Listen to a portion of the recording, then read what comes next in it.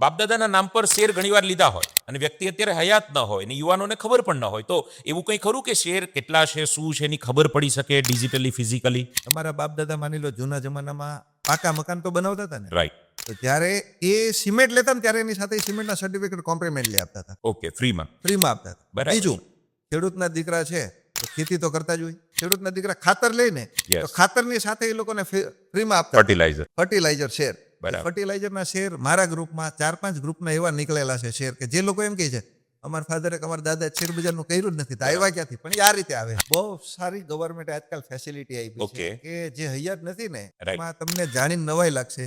Dividend, split, bonus બધા જ benefit સાથે તમને પોર્ટફોલિયો પાછો આપે છે.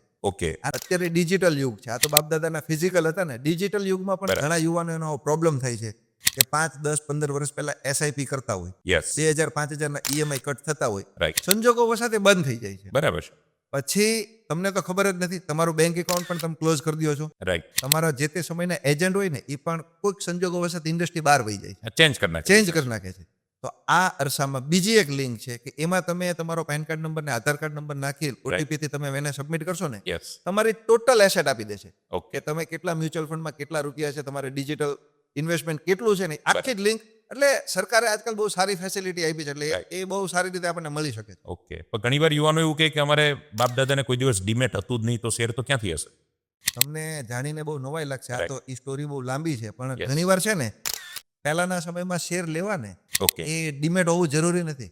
કાગળિયા હોય તો એના આધારે પણ પ્રોસેસ થઈ શકે છે. એટલે સાહેબનો બહોળો અનુભવ છે ને આવા અનુભવો તો એમને દરરોજ રૂટીનમાં એમના કામમાં થતા જ હોય છે. તો ચોક્કસ આનો લાભ લઈ શકો છો. નીચે ડિસ્ક્રિપ્શનમાં આ બધી ડિટેલ છે ને લિંક છે.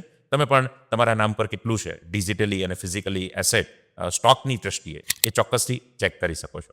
વિચાર જરૂર કરજો.